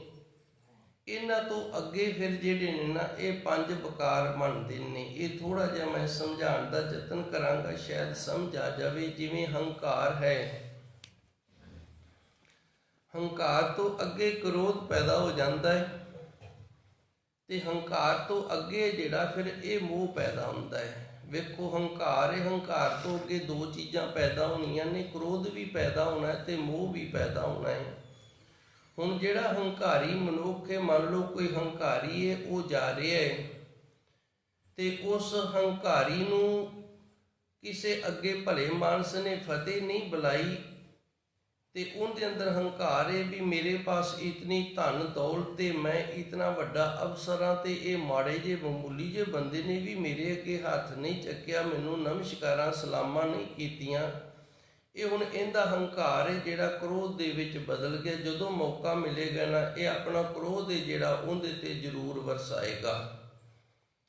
ਇਸੇ ਤਰ੍ਹਾਂ ਹੰਕਾਰੀ ਜਾ ਰਿਹਾ ਹੈ, ਅੱਗੋਂ ਕਿਸੇ ਨੇ ਦੋਵੇਂ ਹੱਥ ਜੋੜ ਦਿੱਤੇ ਨੇ, ਭਾਵੇਂ ਅੰਦਰੋਂ ਉਹ ਵੈਰ ਹੀ ਰੱਖਦਾ ਹੈ, ਉੱਤੋਂ ਵਾਲੀ ਦੇ ਦੋ ਹੱਥ ਜੋੜ ਦਿੱਤੇ ਨੇ, ਸਿਰ ਵੀ ਝੁਕਾ ਦਿੱਤਾ, ਤੇ ਇਹ ਹੁਣ ਮੋਹ ਕਰਨ ਲੱਗ ਗਿਆ ਵੀ ਫਲਾਣਾ ਬੰਦਾ ਹੈ ਨਾ ਜਿਹੜਾ, ਇਹ ਬੜਾ ਚੰਗਾ ਹੈ, ਇਹ ਬੜਾ ਮੈਨੂੰ ਝੁਕਦਾ, ਬੜੀਆਂ ਸਲਾਮਾਂ ਕਰਦਾ। ਹੁਣ ਹੰਕਾਰ ਤੋਂ ਅੱਗੇ ਦੋ ਪੈਦਾ ਹੋਏ ਨੇ, ਮੋਹ ਤੇ ਕ੍ਰੋਧ। ਇਸੇ ਤਰ੍ਹਾਂ ਫਿਰ ਲੋਭ ਤੋਂ ਅੱਗੇ ਦੋ ਪੈਦਾ ਹੁੰਦੇ ਨੇ। ਮੰਨ ਲਓ ਅੱਗੇ ਕੋਈ ਕੁਝ ਖਾ ਰਿਹਾ ਹੈ ਤੇ ਅਸੀਂ ਲੋਭ ਕਰਕੇ ਉਹਦੇ ਕੋਲ ਭੱਜ ਕੇ ਗਏ, ਕਿਉਂਕਿ ਗੁਰਬਾਣੀ ਦੇ ਅੰਦਰ ਦੱਸਿਆ ਲੱਭ ਕੁੱਤਾ। ਮਨੁੱਖ ਦੇ ਅੰਦਰ ਜਦੋਂ ਲਾਲਚ ਹੁੰਦਾ ਨਾ ਉਹ ਕੁੱਤਾ ਬਣ ਜਾਂਦਾ। ਜਿਵੇਂ ਕੁੱਤਾ ਭੱਜ ਕੇ ਜਾਂਦਾ ਨਾ ਖਾਣ ਵਾਲੀ ਚੀਜ਼ ਨੂੰ ਵੇਖ ਕੇ, ਇੱਕ ਕੁੱਤਾ ਕਿਤੇ ਹੱਡ ਖਿੱਚ ਰਿਹਾ ਹੋਵੇ ਤੇ ਦੂਜਾ ਕੁੱਤਾ ਫਿਰ ਭੱਜ ਕੇ ਜਾਂਦਾ ਹੈ, ਤੇ ਜੇ ਅੱਗੇ ਵਾਲੇ ਕੁੱਤੇ ਨੇ ਕੁਝ ਨਹੀਂ ਆਖਿਆ ਨਾ ਤੇ ਫਿਰ ਇਹ ਕੁੱਤਾ ਜਿਹੜਾ ਇਹ ਵੀ ਖਾਣ ਲੱਗੇ, ਇਹਨਾਂ ਦੋਵਾਂ ਦਾ ਮੋਹ ਪੈ ਗਿਆ। ਇਸੇ ਤਰ੍ਹਾਂ ਜਦੋਂ ਕੋਈ ਕੁਝ ਖਾ ਰਿਹਾ, ਅਸੀਂ ਭੱਜ ਕੇ ਗਏ ਵੀ ਉਹ ਖਾ ਰਿਹਾ, ਚਲੋ ਆਪਾਂ ਵੀ ਖਾਵਾਂਗੇ। ਜੇ ਤਾਂ ਉਹਨੇ ਸਾਨੂੰ ਕੁਝ ਵਿੱਚੋਂ ਦੇ ਦਿੱਤਾ ਵੀ ਲੈ ਤੂੰ ਵੀ ਖਾ ਲਾ, ਫਿਰ ਸਾਨੂੰ ਉਹਦਾ ਮੋਹ ਆਏਗਾ ਵੀ ਬੰਦਾ ਚੰਗਾ ਯਾਰ, ਇਹ ਖਾ ਰਿਹਾ ਸੀ ਤੇ ਵਿੱਚੋਂ ਮੈਨੂੰ ਕੁਝ ਦੇ ਦਿੱਤਾ ਇਹਨੇ, ਚੰਗਾ, ਮੋਹ ਹੋ ਗਿਆ। ਤੇ ਜੇ ਸਾਨੂੰ ਮੰਗਣ ਤੇ ਨਹੀਂ ਦਿੱਤਾ ਤੇ ਫਿਰ ਮੋਹ ਨਹੀਂ ਹੋਇਆ, ਫਿਰ ਕ੍ਰੋਧ ਹੋ ਗਿਆ। ਇਸੇ ਤਰ੍ਹਾਂ ਲੋਭ ਤੋਂ ਅੱਗੇ ਫਿਰ ਦੋ ਬਣ ਗਏ ਨੇ, ਇਸੇ ਤਰ੍ਹਾਂ ਕਾਮ ਤੋਂ ਦੋ ਬਣਦੇ ਨੇ। ਇਸੇ ਤਰ੍ਹਾਂ ਹੀ ਤੁਸੀਂ ਬਾਕੀ ਗੱਲਾਂ ਵੀ ਜਿਹੜੀਆਂ ਨੇ ਨਾ ਉਹ ਸਮਝ ਲੈਣੀਆਂ ਨੇ। ਧੰਨ ਗੁਰੂ ਜੀ ਰਹਿਮਤ ਕਰਦੇ ਨੇ, ਕਾਮ ਕ੍ਰੋਧ ਹੰਕਾਰ ਫਿਰੇ ਦੇਵਾਨਿਆ। ਦੇਵਾਨਾ ਉਹਨੂੰ ਕਹਿੰਦੇ ਨੇ ਜਿਹਨੂੰ ਆਪਣੇ ਆਪ ਦੀ ਸੋਝੀ ਨਾ ਹੋਵੇ। ਹੁਣ ਸੋਝੀ ਨਹੀਂ ਹੈਗੀ, ਅੰਦਰ ਸਬਰ ਸੰਤੋਖ ਨਹੀਂ ਹੈਗਾ। ਜੇ ਸੋਝੀ ਹੁੰਦੀ, ਸਬਰ ਸੰਤੋਖ ਹੁੰਦਾ ਤੇ ਫਿਰ ਲਾਲਚ ਕਰਕੇ ਥੋੜੀ ਭੱਜ ਕੇ ਜਾਂਦਾ ਸੀ। ਜੇ ਅਗਲੇ ਨੇ ਦੇਣਾ ਹੋਵੇ ਤੇ ਆਪ ਆਵਾਜ਼ ਮਾਰ ਲੈਂਦਾ, ਜਾਂ ਗੁਰਮੁਖਾ ਮੇਰੇ ਕੋਲ ਹੈਗਾ। ਕਿਉਂਕਿ ਗੁਰੂ ਮਹਾਰਾਜ ਜੀ ਨੇ ਕਿਹਾ ਹੈ ਨਾ, ਨਾਮ ਜਪਣਾ ਤੇ ਵੰਡ ਕੇ ਛਕਣਾ, ਕਿਰਤ ਕਰਨੀ, ਨਾਮ ਜਪਣਾ ਤੇ ਵੰਡ ਕੇ ਛਕਣਾ, ਤਿੰਨ ਪਿੱਲਰ ਨੇ ਸਿੱਖੀ ਦੇ। ਅੱਗੇ ਵੀ ਦਾਸ ਨੇ ਇਹਨਾਂ ਤਿੰਨਾਂ ਦੀ ਕਈ ਵਾਰੀ ਵਿਆਖਿਆ ਕੀਤੀ ਹੈ। ਧੰਨ ਗੁਰੂ ਸੱਚੇ ਸਤਿਗੁਰੂ ਨੇ ਸਭ ਤੋਂ ਪਹਿਲਾਂ ਸਾਨੂੰ ਕਿਰਤ ਦੇ ਨਾਲ ਜੋੜਿਆ ਵੀ ਆਪਣੀ ਕਿਰਤ ਆਪ ਕਰਨੀ ਹੈ, ਕਿਰਤ ਕਰਕੇ ਖਾਣਾ ਹੈ। ਤੇ ਫਿਰ ਗੁਰੂ ਜੀ ਨੇ ਕਿਹਾ ਕਿਤੇ ਮੇਰੇ ਸਿੱਖ ਕੀਰਤੀ ਨਾ ਬਣ ਕੇ ਰਹਿ ਜਾਣ। ਨਾਲ ਹੀ ਗੁਰੂ ਜੀ ਨੇ ਰਹਿਮਤ ਕੀਤੀ ਵੀ ਕੀਰਤ ਕਰਦਿਆਂ ਗੁਰਮੁਖਾ ਨਾਮ ਵੀ ਜਪਣਾ ਹੀ ਹੈ, ਅੰਮ੍ਰਿਤ ਵੇਲੇ ਦੀ ਸੰਭਾਲ ਕਰਨੀ ਹੈ, ਪ੍ਰਭੂ ਪਰਮਾਤਮਾ ਦਾ ਨਾਮ ਜਪਣਾ ਹੈ, ਸਿਮਰਨ ਦੇ ਨਾਲ ਜੁੜਨਾ ਹੈ ਤੋਂ। ਫਿਰ ਗੁਰੂ ਜੀ ਨੇ ਸਾਨੂੰ ਇਹ ਵੀ ਆਖਿਆ ਵੰਡ ਕੇ ਛਕਣਾ ਹੈ। ਇਹਦੇ ਨਾਲ ਕੱਲ ਖੋਰੀ ਨਹੀਂ ਹੁੰਦੀ ਮਨੁੱਖ ਦੇ ਅੰਦਰ। ਤੇ ਇਹ ਜਿਹੜੀ ਕੱਲ ਖੋਰੀ ਹੈ ਨਾ, ਇਹ ਸਭ ਤੋਂ ਵੱਡਾ ਗੁਨਾਹ ਹੈ। ਕੁਝ ਇੱਕ ਗੁਨਾਹ ਨੇ ਜਿਨ੍ਹਾਂ ਨੂੰ ਵਿਦਾਂਤ ਦੇ ਅੰਦਰ ਘਿਨੌਣੇ ਗੁਨਾਹ ਮੰਨੇ ਆ, ਭਾਵ ਕਾਲੇ ਗੁਨਾਹ, ਮਾਹ ਗੁਨਾਹ। ਜਿਵੇਂ ਕਾਲਾ ਰੰਗ ਕਿਸੇ ਕੱਪੜੇ ਨੂੰ ਚੜ੍ਹ ਜੇ ਨਾ ਤੇ ਉਹਦੇ ਤੇ ਫਿਰ ਹੋਰ ਰੰਗ ਨਹੀਂ ਜੇ ਚੜ੍ਹਦਾ।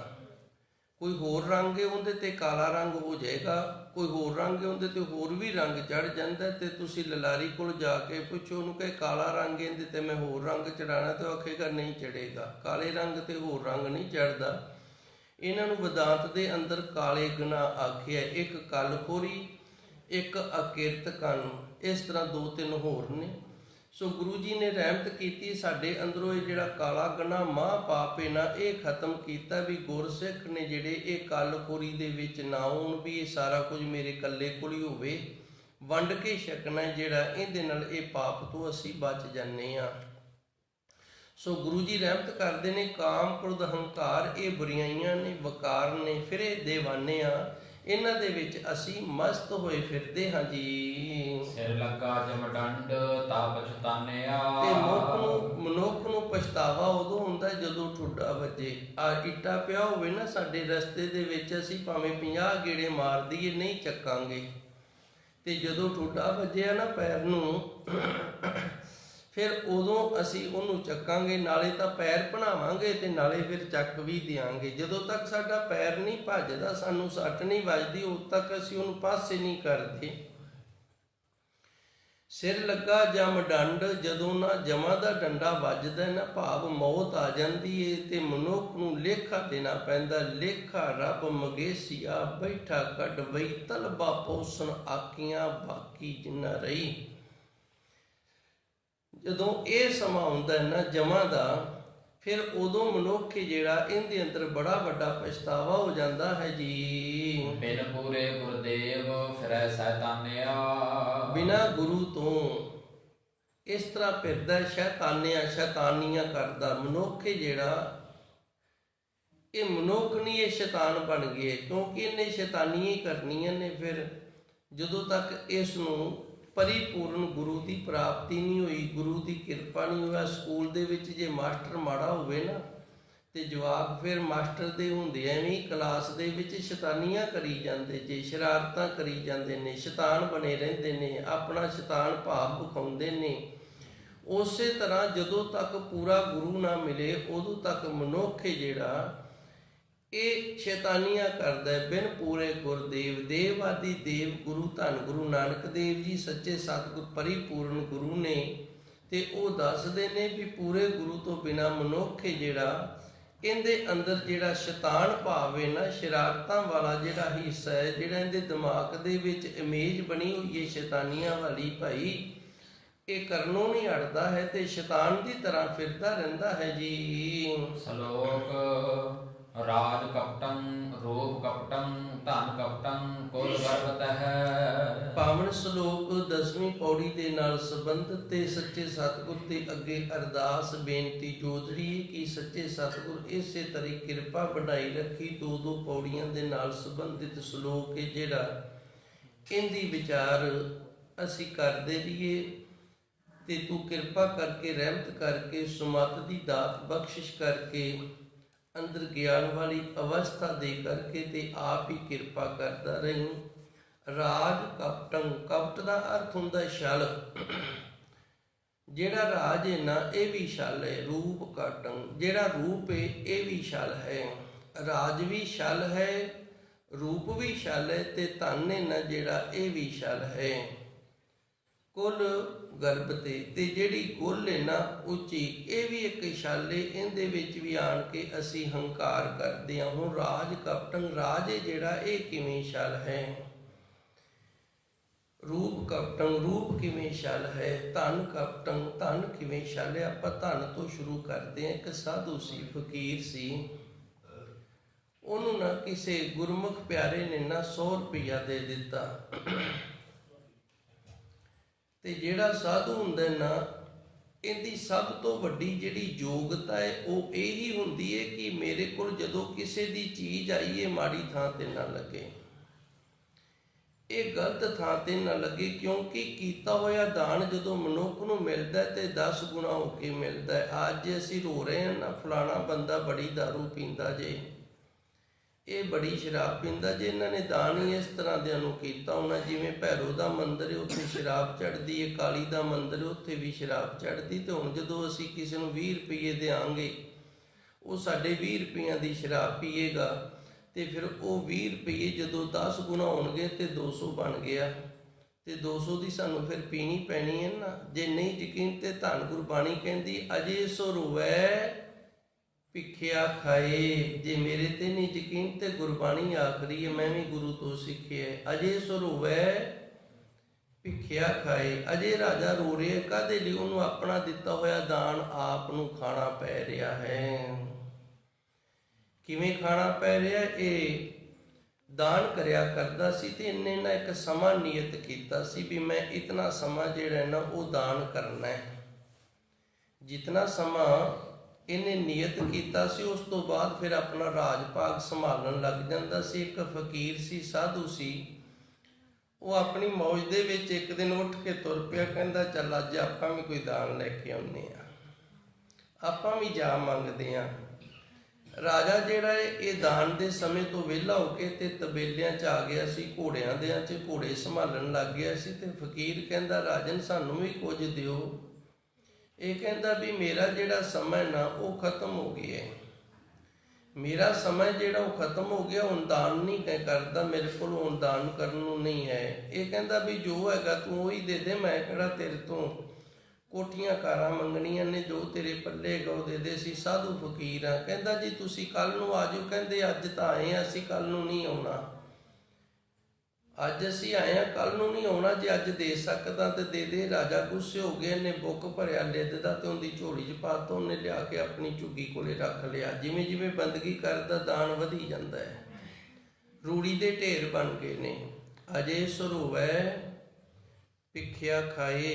ਧੰਨ ਗੁਰੂ ਮਹਾਰਾਜ ਜੀ ਦੀ ਬਾਣੀ ਕਹਿੰਦੀ ਹੈ ਜਿਵੇਂ ਜਿਵੇਂ ਬੰਦਗੀ ਕਰਦਾ, ਜਿਵੇਂ ਜਿਵੇਂ ਸਿਮਰਨ ਕਰਦਾ ਨਾ ਦਾਨ ਵਧੀ ਜਾ ਰਿਹਾ ਹੈ।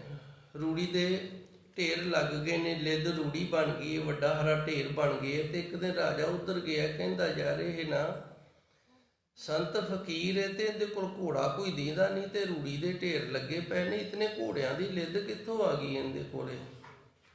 ਕਿਸੇ ਨੂੰ ਭੇਜਿਆ, ਉਹਨੇ ਜਾ ਕੇ ਪੁੱਛਿਆ। ਕਹਿੰਦਾ ਬਾਦਸ਼ਾਹ ਪੁੱਛਦਾ ਵੀ ਇਹ ਸੰਤ ਜੀ ਇਹ ਲਿੱਦ ਕਿੱਥੋਂ ਆਈ? ਕਹਿੰਦਾ ਇਹ ਰਾਜੇ ਨੇ ਦਾਨ ਕੀਤਾ ਸੀ, ਉਹ ਵੱਧ ਰਹੀ ਹੈ।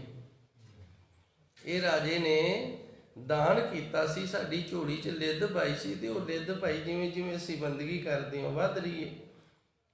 ਉਹਨੇ ਜਾ ਕੇ ਦੱਸ ਦਿੱਤਾ। ਕਹਿੰਦੇ ਬਾਦਸ਼ਾਹ ਉਹ ਇਸ ਤਰ੍ਹਾਂ ਕਹਿ ਰਿਹਾ। ਕਹਿੰਦਾ ਫਿਰ ਦੱਸ ਫਿਰ ਇਹਦਾ ਹੋਏਗਾ ਕੀ? ਕਹਿੰਦਾ ਰਾਜੇ ਨੂੰ ਖਾਣੀ ਪਏਗੀ। ਇਹ ਰਾਜੇ ਨੂੰ ਖਾਣੀ ਪੈਣੀ ਹੈ। ਰਾਜਾ ਖਾਏਗਾ, ਉਹਦਾ ਦਾਨ ਹੈ, ਉਹਨੂੰ ਖਾਣਾ ਪੈਣਾ ਹੈ। ਫਿਰ ਇਹਨੇ ਹੱਥ ਜੋੜ ਕੇ ਪੁੱਛਿਆ, ਮੈਂ ਇਹਦੇ ਤੋਂ ਬਚਾਂ ਕਿਵੇਂ? ਕਹਿੰਦਾ ਸੂਰ ਬਣੇਗਾ ਅਗਲੀ ਜੂਨ ਦੇ ਵਿੱਚ ਤੇ ਸੂਰ ਬਣ ਕੇ ਖਾਏਗਾ, ਫਿਰ ਇਹਨੂੰ ਤੈਨੂੰ ਖਾਣੀ ਪੈਣੀ ਹੈ। ਕਹਿੰਦਾ ਜੀ ਮੈਨੂੰ ਬਖਸ਼ੋ, ਮੈਂ ਬਚਾ ਕਿਵੇਂ, ਮੇਰਾ ਬਚਾ ਕਿਵੇਂ? ਉਹ ਕਹਿੰਦਾ ਫਿਰ ਨਿੰਦਿਆ ਕਰਾ। ਇਹਨੇ ਕੀ ਕੀਤਾ, ਢੱਠੀ ਜੀ ਸ਼ਰਾਬੀਆਂ ਦੀ ਤਰ੍ਹਾਂ ਪੱਗ ਬੰਨ੍ਹ ਲਈ ਤੇ ਨਾਲ ਇੱਕ ਰੰਗ ਪਾ ਕੇ ਬੋਤਲ ਲੈ ਲਈ ਤੇ ਕੁਝ ਨਾਲ ਇੱਕ ਦੋ ਜਵਾਨ ਲੜਕੀਆਂ ਨੂੰ ਪ੍ਰੇਰ ਲਿਆ ਵੀ ਮੇਰਾ ਸੰਯੋਗ ਦਿਓ, ਮੈਂ ਲੋਕਾਂ ਤੋਂ ਨਿੰਦਿਆ ਕਰਾਣੀ ਹੈ। ਕਰਨਾ ਕੁਝ ਨਹੀਂ, ਬਸ ਮੇਰਾ ਤੁਸੀਂ ਸਾਥ ਹੀ ਦੇਣਾ। ਲੋਕਾਂ ਨੂੰ ਲੱਗੇ ਵੀ ਰਾਜਾ ਗੰਦਾ ਮਾੜਾ ਹੈ ਤੇ ਲੋਕਾਂ ਨੇ ਨਿੰਦਿਆ ਕਰਨੀ ਸ਼ੁਰੂ ਕਰ ਦਿੱਤੀ। ਜਿਹੜੀ ਲਿੱਦ ਸੀ ਉਹ ਖਤਮ ਹੋਣੀ ਸ਼ੁਰੂ ਹੋ ਗਈ। ਦਾਨ ਕੀਤਾ ਸੀ ਜਿਹੜਾ ਉਹ ਨਸ਼ਟ ਹੋਣਾ ਸ਼ੁਰੂ ਹੋ ਗਿਆ। ਸੰਤ ਨੇ ਵਚਨ ਕਰ ਦਿੱਤਾ ਸੀ ਵੀ ਨਿੰਦਿਆ ਕਰਾ, ਫਿਰ ਤੇਰਾ ਖਹਿੜਾ ਛੁੱਟ ਜਾਏਗਾ। ਹੁਣ ਜਿਹੜੇ ਨਿੰਦਕ ਨੇ ਉਹਨਾਂ ਨੇ ਲਿੱਦ ਖਾਧੀ ਏ। ਕਿਸੇ ਦਾ ਗੁਨਾਹ ਪਾਪ ਜਦੋਂ ਅਸੀਂ ਨਿੰਦਿਆ ਕਰਦੇ ਹਾਂ ਨਾ, ਇਸ ਤਰ੍ਹਾਂ ਖਾਣਾ ਪੈਂਦਾ ਹੈ। ਧੰਨ ਗੁਰਬਾਣੀ ਨੇ ਪ੍ਰਮਾਣ ਇੱਥੇ ਸਾਨੂੰ ਤਾਂ ਦਿੱਤਾ ਹੈ। ਥੋੜੀ ਜੀ ਰਹਿ ਗਈ ਹੈ ਤੇ ਕਹਿੰਦਾ ਜੀ ਆਹ ਜਿਹੜੀ ਬਚ ਗਈ ਏ, ਕਹਿੰਦਾ ਇਹ ਕੋਈ ਸੰਤ ਮਹਾਤਮਾ ਹੋਵੇ ਤੇ ਉਹ ਨਿੰਦਿਆ ਕਰੇ ਤੇ ਫਿਰ ਇਹ ਖਤਮ ਹੋਏਗੀ। ਫਿਰ ਇਹ ਆਪਣੇ ਗੁਰੂ ਦੇ ਪਾਸ ਗਿਆ। ਥੋੜਾ ਮੈਨੂੰ ਗੁਰੂ ਦਾ ਨਾਮ ਵਿਸਰ ਗਿਆ, ਵੱਡੀ ਉਮਰ ਹੋ ਗਈ, ਕੋਈ ਸ਼ੂਗਰ ਕਰਕੇ ਨਾ ਯਾਦਾਸ਼ਤ ਥੋੜੀ ਜਿਹੀ ਕਮਜ਼ੋਰ ਹੁੰਦੀ ਜਾਂਦੀ ਹੈ। ਗੁਰੂ ਦੇ ਪਾਸ ਗਿਆ, ਕਹਿੰਦਾ ਜੀ ਗੁਰੂ ਦੇ ਪਾਸ ਗਿਆ ਭੇਖ ਬਦਲ ਕੇ, ਆਪਣਾ ਆਪ ਲੁਕਾ ਕੇ ਤੇ ਜਾ ਕੇ ਨਿੰਦਿਆ ਕਰਨ ਲੱਗ ਗਿਆ। ਰਾਜਾ ਜਿਹੜਾ ਨਾ ਇਸ ਤਰ੍ਹਾਂ ਕਰਦਾ ਜੀ, ਉਸ ਤਰ੍ਹਾਂ ਕਰਦਾ। ਗੁਰੂ ਕਹਿੰਦਾ ਰਾਜਨ ਤੂੰ ਆਪ ਹੀ ਰਾਜਾ ਹੈ, ਮੈਂ ਤੇਰੀ ਨਿੰਦਿਆ ਨਹੀਂ ਕਰਦਾ, ਤੂੰ ਭੇਖ ਬਦਲ ਕੇ ਆ ਗਿਆ ਕੋਈ ਗੱਲ ਨਹੀਂ, ਪਰ ਮੈਂ ਤੇਰੀ ਨਿੰਦਿਆ ਨਹੀਂ ਕਰਦਾ, ਇਹ ਤਾਂ ਤੈਨੂੰ ਖਾਣੀ ਪੈਣੀ ਹੈ। ਕਹਿੰਦਾ ਫਿਰ ਮੈਂ ਅਗਲਾ ਜਨਮ ਨਹੀਂ ਲੈਣਾ ਚਾਹੁੰਦਾ, ਮੈਨੂੰ ਦੱਸੋ ਮੈਂ ਖਾਵਾਂ ਕਿਵੇਂ? ਫਿਰ ਇਹਨੇ ਕਹਿੰਦੇ ਨੇ ਬਰੀਕ ਕਰਕੇ ਨਾ ਮਸਾਲੇ ਦੀ ਤਰ੍ਹਾਂ, ਤੇ ਜਦੋਂ ਪ੍ਰਸ਼ਾਦਾ ਪਾਣੀ 36 ਪ੍ਰਕਾਰ ਦੇ ਭੋਜਨ ਛਕਦਾ ਸੀ ਉਹਨਾਂ ਤੇ ਥੋੜੀ ਥੋੜੀ ਧੂੜ ਲੈਂਦਾ ਸੀ, ਜਿਵੇਂ ਆਪਾਂ ਸਲਾਦ ਦੇ ਉੱਤੇ ਲੂਣ ਮਿਰਚ ਧੂੜਦੇ ਆ, ਨਾਲੇ ਖਾਂਦਾ ਸੀ ਤੇ ਨਾਲੇ ਰੋਂਦਾ ਸੀ। ਅਜੇ ਸਰੂਪ ਹੈ ਭਿਖਿਆ ਖਾਏ। ਹੁਣ ਇਹ ਗੱਲ ਇੱਥੋਂ ਚੱਲੀਏ ਵੀ ਸੰਤ ਨੂੰ ਕਿਸੇ ਨੇ 100 ਰੁਪਇਆ ਦੇ ਦਿੱਤਾ ਤੇ ਸੰਤ ਦਾ ਖਿਆਲ ਹੀ ਹੁੰਦਾ ਵੀ ਇਹਦਾ 100 ਰੁਪਇਆ ਜਿਹੜਾ ਨਾ ਇਹ ਸਫਲਾ ਹੋਵੇ। ਸਵੇਰ ਤੋਂ ਲੈ ਕੇ ਸ਼ਾਮ ਤੱਕ ਇਹ ਸੋਚਦਾ ਰਿਹਾ ਵੀ ਇਹਨੂੰ ਮੈਂ ਕਿੱਥੇ ਲਾਵਾਂ ਜਿਹਦੇ ਨਾਲ ਇਹ ਸਫਲਾ ਹੋਵੇ, ਅਗਲੇ ਨੂੰ 10 ਗੁਣਾ ਹੋ ਕੇ ਮਿਲੇ ਤੇ ਉਹਦੇ ਭਾਗ ਖੁੱਲ ਜਾਣ, ਉਹਦੇ ਲਈ ਚੰਗਾ ਹੋਵੇ। ਜਦੋਂ ਸ਼ਾਮ ਦਾ ਵਕਤ ਹੋ ਗਿਆ, ਇਹਨੂੰ ਕੋਈ ਰਾਹ ਨਹੀਂ ਲੱਭਿਆ, ਇਹਨੇ ਚਲਾ ਕੇ ਮਾਰਿਆ ਉਸੇ ਦੇ ਅੱਗੇ। ਕਹਿੰਦਾ ਚੱਕ ਤੇਰਾ 100 ਰੁਪਇਆ। ਇਹਨੇ ਤਾਂ ਮੈਨੂੰ ਸਾਰਾ ਦਿਨ ਰੱਬ ਦੇ ਨਾਂ ਦੇ ਨਾਲ ਵਿਛੋੜ ਰਿਹਾ, ਤੇਰੇ 100 ਰੁਪਏ ਦੀ ਚਿੰਤਾ ਹੀ ਬਣੀ ਰਹੀ ਹੈ ਮੇਰੇ ਅੰਦਰ ਵੀ ਲਾਵਾਂ ਕਿੱਥੇ, ਮੈਨੂੰ ਨਹੀਂ ਇਸ ਤਰ੍ਹਾਂ ਦਾ 100 ਰੁਪਇਆ ਚਾਹੀਦਾ। ਸੋ ਧੰਨ ਗੁਰੂ ਜੀ ਰਹਿਮਤ ਕਰਦੇ ਨੇ, ਧੰਨ ਕਪਟੰ ਜਿਹੜਾ ਬੰਦਗੀ ਕਰਨ ਵਾਲਾ, ਸਿਮਰਨ ਕਰਨ ਵਾਲਾ ਨਾ, ਉਸ ਦੇ ਵਾਸਤੇ ਧੰਨ ਨੇ ਜਿਹੜਾ ਪੈਸਾ ਇਸ ਤਰ੍ਹਾਂ ਉਹਨੂੰ ਛਲ ਲੈਂਦਾ ਜੇ, ਨਾਮ ਤੋਂ ਇਸ ਤਰ੍ਹਾਂ ਦੂਰ ਲੈ ਜਾਂਦਾ ਜਿਵੇਂ ਇਹ ਸਾਧੂ ਇਹ 100 ਰੁਪਏ ਜਿਹੜਾ ਇਹ 100 ਰੁਪਏ ਨੇ ਸਵੇਰ ਤੋਂ ਲੈ ਕੇ ਸ਼ਾਮ ਤੱਕ ਨਾਮ ਨਹੀਂ ਜਪਣ ਦਿੱਤਾ, ਸਿਮਰਨ ਨਹੀਂ ਕਰਨ ਦਿੱਤਾ। ਉਸੇ ਤਰ੍ਹਾਂ ਧੰਨ ਗੁਰੂ ਜੀ ਰਹਿਮਤ ਕਰਦੇ ਨੇ, ਧੰਨ ਕਪਟੰ ਧੰਨ ਨੇ ਜਿਹੜਾ ਪੈਸਾ ਜਿਹੜਾ ਇਹ ਬੜਾ ਵੱਡਾ ਛਲ ਹੈ ਸਾਧੂ ਵਾਸਤੇ। ਸਾਧੂ ਨੂੰ ਇਹ ਛਲ ਲੈਂਦਾ ਹੈ, ਨਾਮ ਵਾਲੇ ਪਾਸੇ ਬੰਦਗੀ ਵਾਲੇ ਪਾਸੇ ਨਹੀਂ ਲੱਗਣ ਦਿੰਦਾ। ਅੱਗੇ ਹੈ ਰੂਪ ਕਪਟੰ, ਰੂਪ ਹੈ ਸੁੰਦਰਤਾਈ ਨੂੰ। ਇਹ ਰੂਪ ਹੈ ਜਿਹੜਾ ਇਹ ਵੀ ਇੱਕ ਬੜਾ ਵੱਡਾ ਛਲ ਹੈ। ਇਹ ਸਾਖੀ ਆਪਾਂ ਫਿਰ ਕਿਸੇ ਦਿਨ ਜ਼ਰੂਰ ਸੁਣਾਵਾਂਗੇ। ਰਾਜ ਕਪਟੰ ਇਹ ਦੋ ਰਹਿ ਗਈਆਂ ਨੇ।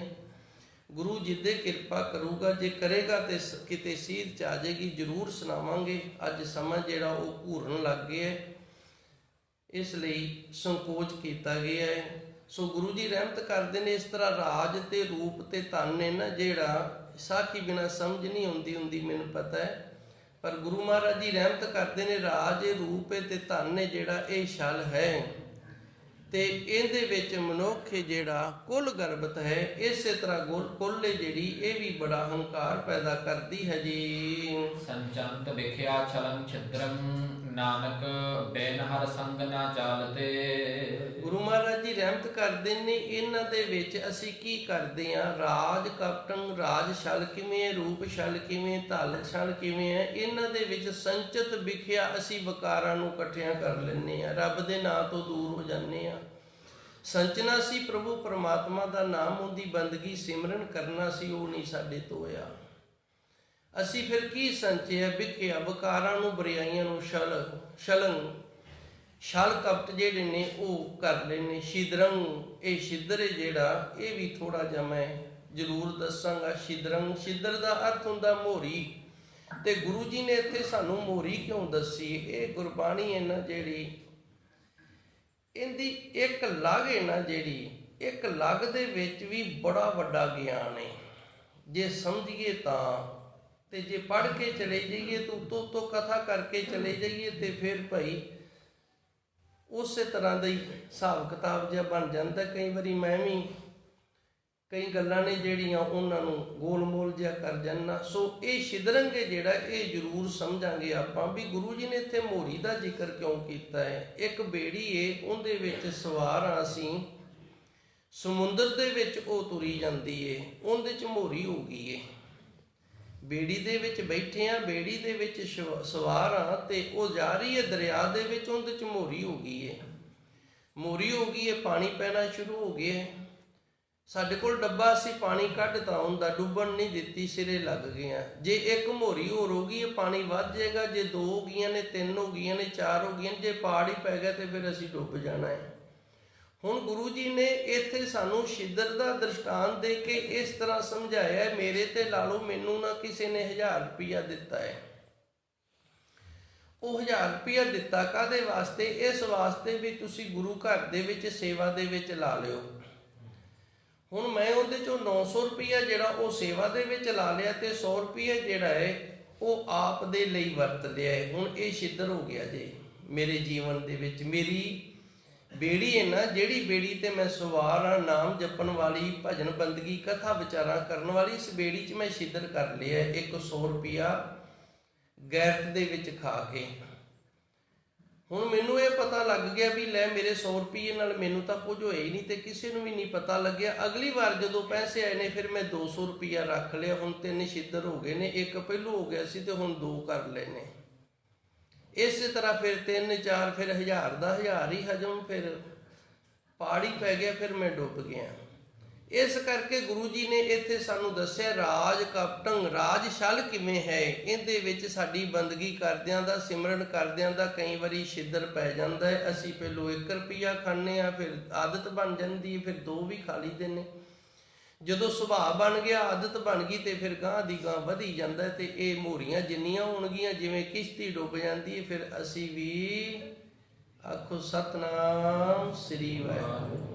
ਇਸ ਤਰ੍ਹਾਂ ਧੰਨ ਗੁਰੂ ਮਹਾਰਾਜ ਜੀ ਦੇ ਇੱਕ ਇੱਕ ਸ਼ਬਦ ਦਾ ਜਿਹੜਾ ਨਾ, ਇਹ ਬਹੁਤ ਵੱਡਾ ਮਹੱਤਮ ਤੇ ਬਹੁਤ ਵੱਡਾ ਅਰਥ ਹੈ। ਇਹ ਤਾਂ ਸਾਡੇ ਤੇ ਗੁਰੂ ਦੀ ਬੜੀ ਅਪਾਰ ਬਖਸ਼ਿਸ਼ ਰਹਿਮਤ ਕਿਰਪਾ ਸੀ ਜੋ ਸਾਨੂੰ ਵਿਦਿਆ ਦਾ ਤੇ ਇਤਨੇ ਮਹਾਨ ਮਿਲ ਗਏ ਜਿਨ੍ਹਾਂ ਨੇ ਇੱਕ ਇੱਕ ਅਰਥ ਦਾ, ਇੱਕ ਇੱਕ ਸ਼ਬਦ ਦਾ ਸਾਨੂੰ ਅਰਥ ਸਿਖਾਇਆ ਹੈ। ਸੰਚਤ ਵਿਖਿਆ ਸ਼ਲੰਗ ਛਿਦਰੰ, ਇਹ ਰਾਜ ਕਪਟੰ, ਰੂਪ ਕਪਟੰ, ਧਨ ਕਪਟੰ। ਇਸ ਤਰ੍ਹਾਂ ਕਿਉਂਕਿ ਇਹ ਸਾਡੇ ਵਿੱਚ ਵਕਾਰਾਂ ਦੀਆਂ ਮੋਰੀਆਂ ਕਰ ਦਿੰਦੇ ਜੇ। ਸੰਚਤ ਵਿਖਿਆ, ਵਿਖਿਆ ਜਿਹੜੀ ਇਹ ਬੁੱਕਲ ਮਾਰੀ ਹੈ ਮੈਂ, ਹਵਾ ਠੰਡ ਨਹੀਂ ਆਉਂਦੀ, ਜੇ ਇਹਦੇ 'ਚ ਮੋਰੀਆਂ ਹੋ ਗਈਆਂ ਤੇ ਠੰਡ ਅੰਦਰ ਪ੍ਰਵੇਸ਼ ਕਰਨ ਜਾਣੀ ਹੈ। ਬਿਨ ਹਰ ਸੰਗ ਨਾ ਚਾਲਤੇ, ਬਿਨਾ ਪਰਮਾਤਮਾ ਤੋਂ ਫਿਰ ਨਾਲ ਨਹੀਂ ਜਾਂਦੇ, ਇਹ ਰਾਹ ਦੇ ਵਿੱਚ ਹੀ ਡੋਬ ਲੈਂਦੇ ਹਨ ਜੀ। ਤੇ ਖੰਡਲੋ ਕੀ ਭੁੱਲ ਤੁਮਾ ਦਿਸਮ ਸੋਹਣਾ। ਹੁਣ ਧੰਨ ਗੁਰੂ ਮਹਾਰਾਜ ਜੀ ਅਗਲੀ ਤੁਕ ਦੇ ਵਿੱਚ, ਦੂਜੀ ਪੌੜੀ ਦੀ ਪਹਿਲੀ ਤੁਕ ਦੇ ਵਿੱਚ ਸਾਨੂੰ ਤੁਮੇ ਦਾ ਦ੍ਰਿਸ਼ਟਾਂਤ ਦਿੰਦੇ ਨੇ। ਹੁਣ ਕੋਈ ਬੇਸਮਝ ਅਣਜਾਣ ਬੰਦਾ ਹੋਵੇ ਨਾ ਤੇ ਟਿੱਬੇ ਦੇ ਉੱਤੇ ਤੁਮਾ ਪਿਆ ਹੋਵੇ, ਤੁਮਾ ਜਦੋਂ ਖੱਟੇ ਜੇ ਲੱਗਦਾ ਹੋ ਜਾਂਦਾ ਤੇ ਦੂਰੋਂ ਵੇਖਣ ਵਾਲੇ ਨੂੰ ਖੱਖੜੀ ਲੱਗਦੀ ਏ। ਜਿਹੜਾ ਨਹੀਂ ਜਾਣਦਾ ਉਹਦੇ ਵਾਸਤੇ ਖੱਖੜੀ, ਹੁਣ ਖੱਖੜੀ ਕਰਕੇ ਖਾਧਾ ਤੇ ਜਦੋਂ ਚੱਕ ਮਾਰਿਆ ਤੇ ਤੁਮੇ ਦਾ ਸੁਭਾਅ ਹੁੰਦਾ ਕੜਤਨ ਵਾਲਾ ਹੈਗਾ, ਕੌੜਾ ਹੈ। ਖਾਧਾ ਕੀ ਸੀ? ਖੱਖੜੀ ਸਮਝ ਕੇ ਵੀ ਮਿੱਠਾ ਹੋਏਗਾ, ਖੱਖੜੀ ਵਰਗਾ ਸਵਾਦ ਹੋਏਗਾ, ਖੱਖੜੀ ਵਰਗਾ ਰੰਗ ਏ, ਰੂਪ ਰੇਖਾ ਜਿਹੜੀ ਉਹ ਖੱਖੜੀ ਵਰਗੀ ਏ। ਚੱਕ ਮਾਰਿਆ ਤੇ ਉਹ ਕੌੜਾ ਲੱਗਿਆ।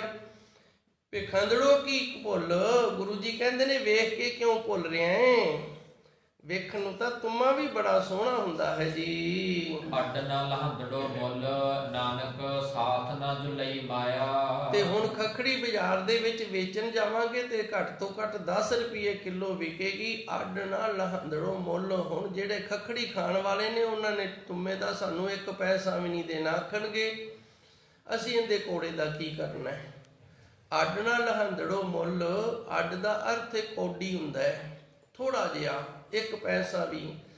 ਇਹ ਹੁਣ ਤੁਮਾ ਜਿਹੜਾ ਇਹ ਧੋਖਾ ਦੇ ਰਿਹਾ ਹੈ, ਧੋਖੇ ਦੇ ਨਾਲ ਕਿਸੇ ਨੇ ਖਾ ਲਿਆ, ਵੇਖਣ ਨੂੰ ਬੜਾ ਸੋਹਣਾ ਲੱਗਦਾ ਤੇ ਹੈ ਕੜਤਨ, ਤੇ ਜਦੋਂ ਇਹਨੂੰ ਵੇਚਾਂਗੇ ਵੀ ਦਿਆਂਗੇ ਵੀ ਕਿਸੇ ਨੂੰ ਤੇ ਉਹਨੇ ਇਹਦੀ ਇੱਕ ਕੌਡੀ ਨਹੀਂ ਦੇਣੀ। ਸਾਥ ਨਾ ਜੁੱਲੀ ਮਾਇਆ, ਇਸ ਤਰ੍ਹਾਂ ਗੁਰੂ ਜੀ ਰਹਿਮਤ ਕਰਦੇ ਨੇ, ਮਾਇਆ ਪੈਸਾ ਨਾ ਜਿਹੜਾ ਹੈ ਸੋਹਣੀ ਬੜੀ ਲੱਗਦੀ ਹੈ। ਸਾਥ ਨਾ ਜੁੱਲੀ ਮਾਇਆ, ਮਾਇਆ ਸੋਹਣੀ ਬੜੀ ਲੱਗਦੀ ਹੈ, ਪੈਸਾ ਸੋਹਣਾ ਬੜਾ ਲੱਗਦਾ ਹੈ।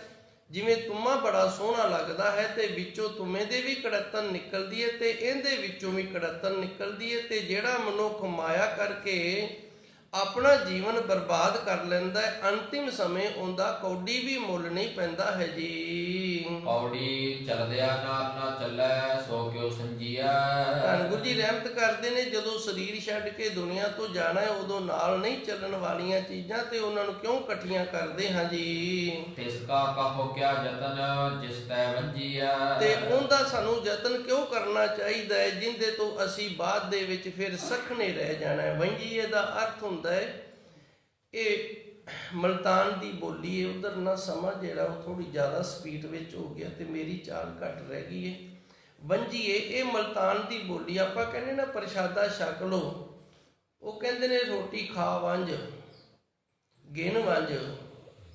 ਆਪਾਂ ਕਹਿੰਦੇ ਪ੍ਰਸ਼ਾਦਾ ਲੈ ਲਓ, ਉਹ ਕਹਿੰਦੇ ਨੇ ਪ੍ਰਸ਼ਾਦਾ ਨਹੀਂ ਕਹਿੰਦੇ, ਰੋਟੀ ਆਖਦੇ ਨੇ ਰੋਟੀ ਗਿਣ ਵੰਜ। ਵੰਜੀਏ ਇਹ ਮਲਤਾਨ ਦੀ ਬੋਲੀ ਦਾ ਸ਼ਬਦ ਹੈ। ਤਿਸ ਕਾ ਕਹੋ ਕਿਆ ਜਤਨ, ਉਹਦਾ ਕੀ ਯਤਨ ਕਰਨਾ ਹੈ, ਉਹਦਾ ਕੀ ਯਤਨ ਹੈ ਜਿਸ ਤੇ ਵੰਜੀਏ, ਜਿਸ ਤੋਂ ਅਸੀਂ ਨਰਕਾਂ ਦੇ ਵਿੱਚ ਜਾਣਾ ਹੈ ਜੀ। ਹਰ ਵਿਸਰਿਆ ਕਿਉ ਤ੍ਰਿਪਤਾਵੈ, ਨਾ ਮਨ ਰੰਜੀਐ।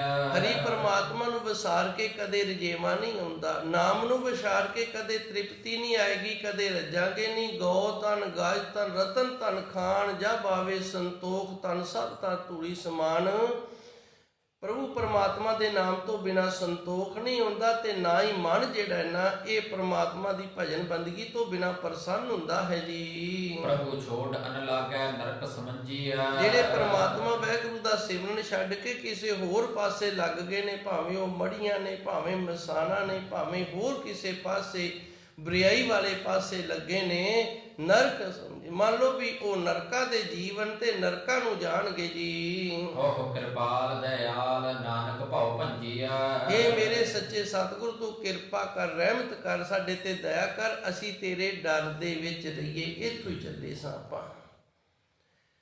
ਹੇ ਮੇਰੇ ਮਾਲਕ, ਹੇ ਸੱਚੇ ਸਤਿਗੁਰ ਜੀ ਤੂੰ ਕਿਰਪਾ ਕਰ, ਭਉ ਭੰਜੀਏ, ਸਾਡੇ ਅੰਦਰ ਤੇਰਾ ਡਰ ਹੈ ਜਿਹੜਾ ਉਹ ਬਣਿਆ ਰਵੇ ਤੇ ਬਾਕੀ ਜਿਹੜਾ ਪਾਪਾਂ ਦਾ ਡਰ ਹੈ ਨਾ ਇਹ ਨਾਸ ਹੋ ਜਾਵੇ। ਤੇਰੀ ਪ੍ਰੀਤ ਭਾਵਨਾ ਬਣੀ ਰਵੇ, ਤੇਰੀ ਰਹਿਮਤ ਬਣੀ ਰਵੇ ਤੇ ਸੰਸਾਰਿਕ ਜਿਹੜਾ ਭੈ ਨਾ ਇਹ ਭਾਵੇਂ ਸਾਡੇ ਤੋਂ ਦੂਰ ਹੋ ਜੇ, ਸਾਨੂੰ ਕਿਸੇ ਦੀ ਪਰਵਾਹ ਨਾ ਹੋਵੇ। ਉਹ ਕਿਰਪਾਲ ਦਿਆਲ ਹੈ, ਦਿਆਲੂ ਕਿਰਪਾਲੂ, ਸਾਡੇ ਤੇ ਕਿਰਪਾ ਕਰ, ਸਾਡੇ ਅੰਦਰ ਆਪ ਜੀ ਦਾ ਜਿਹੜਾ ਭਾਵਨਾ ਹੈ, ਆਪ ਜੀ ਦਾ ਜਿਹੜਾ ਭਉ ਇਹ ਬਣਿਆ ਰਵੇ ਤੇ ਪਾਪਾਂ ਦਾ ਜਿਹੜਾ ਭਉ ਇਹ ਨਾਸ ਹੋ ਜਾਵੇ। ਇਤਨੀਆਂ ਕੁ ਬੇਨਤੀਆਂ ਸੰਗਤ ਨੇ ਪ੍ਰਵਾਨ ਕਰਨੀਆਂ। ਦੇਹੋ ਸੱਜਣ ਆਸੀਸ ਰੀਆ।